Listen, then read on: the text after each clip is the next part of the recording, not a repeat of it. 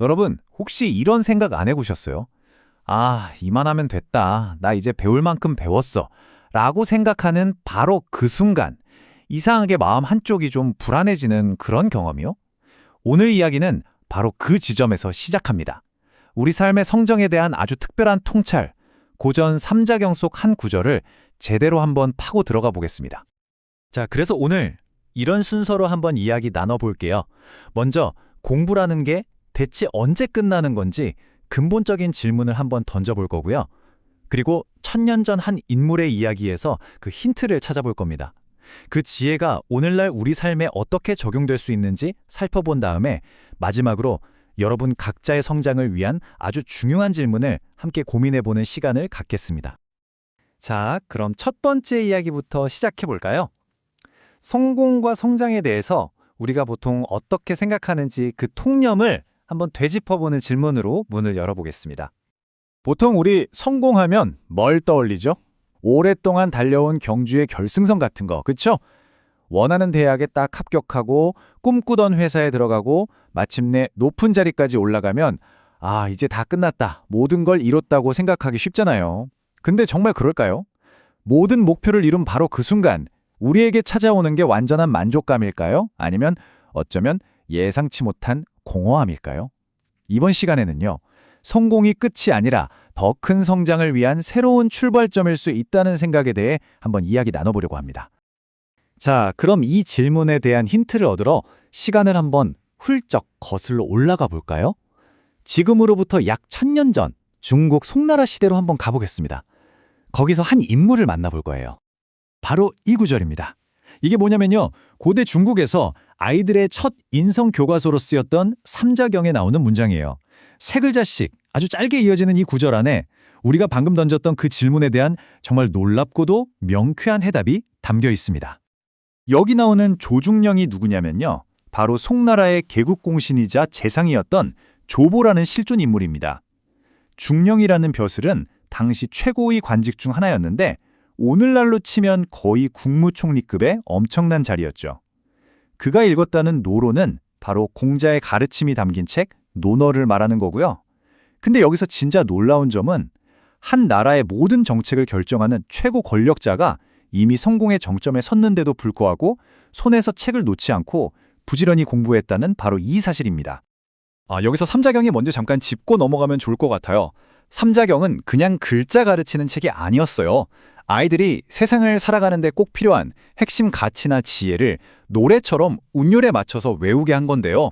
이건 마치 컴퓨터에 운영체제, 그러니까 윈도우나 맥OS를 설치하는 것처럼 아이들의 마음에 삶의 기본 원칙을 딱 심어주는 그런 교육 도구였던 거죠. 그런 중요한 책에 조보의 이야기가 실렸다는 건 끊임없이 배우는 자세야말로 어릴 때부터 평생 가슴에 새겨야 할 덕목이라고 생각했다는 뜻이겠죠? 아니 근데 궁금하지 않으세요? 남부러울 것 하나 없는 최고의 자리에 오른 조보는 대체 뭘 더 얻으려고 그렇게까지 쉼없이 공부를 해야만 했을까요? 결국 이 이야기가 하고 싶은 말은 딱 하나예요. 배움이라는 건 어떤 목표를 이루기 위한 수단이 아니라 그냥 우리 삶 그 자체라는 거죠.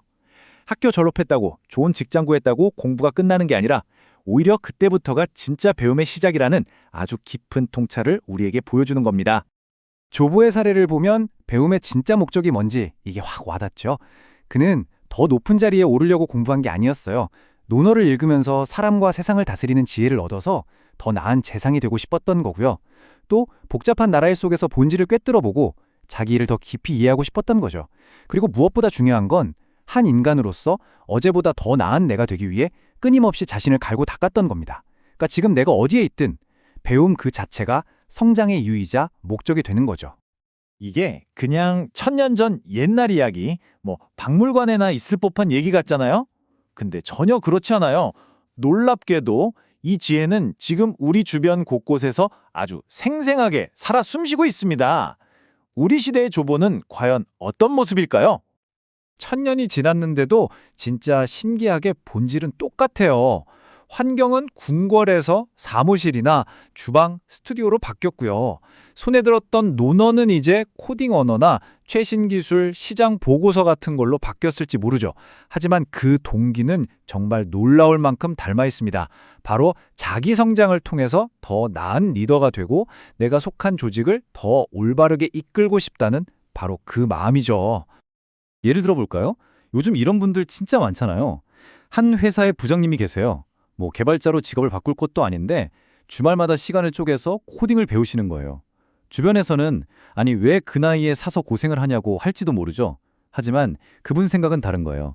세상이 어떻게 바뀌는지, 우리 젊은 직원들이 어떤 언어로 생각하는지 그걸 알아야 내가 제대로 된 리더십을 발휘할 수 있지. 바로 이런 분이 급변하는 시대를 이끌어가는 오늘날의 조보 아닐까요? 그리고 이분 생각하면 딱 맞을 것 같아요. 바로 백종원 대표님.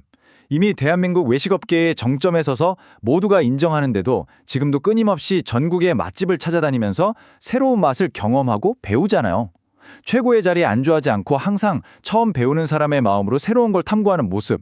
이야, 이것이야말로 조보가 보여준 학차근, 즉 배움의 부지런한 자세의 가장 현대적인 모습이라고 할 수 있겠죠. 자, 그럼 이제 이 천년을 관통하는 지혜를 우리 각자의 이야기로 한번 가져와 볼 시간입니다. 이 이야기에서 논어라는 게 꼭 공자의 책 한 권만을 의미하는 게 아니에요. 이건 하나의 상징이죠. 이미 어떤 성공을 이룬 여러분을 현재에 만족하지 않고 계속해서 한 걸음 더 나아가게 만드는 모든 것. 그게 바로 여러분의 논어가 될 수 있습니다. 그게 새로운 기술일 수도 있고요. 전혀 몰랐던 낯선 분야의 지식일 수도 있고, 아니면 여러분의 삶을 더 깊고 풍요롭게 만드는 어떤 마음가짐이나 태도일 수도 있어요. 그래서 오늘 여러분께 마지막으로 이 질문을 한번 드리고 싶어요. 여러분 각자의 논어는 무엇인가요? 지금의 나를 넘어서 더 나은 나로 이끌어줄 다음 배움은 과연 무엇일까요? 정답을 찾는 것보다 더 중요한 건 이 질문을 스스로에게 계속 던지면서 나만의 답을 찾아가는 그 과정 자체일 겁니다. 그 여정이야말로 조보가 우리에게 남긴 가장 위대한 지혜일 테니까요.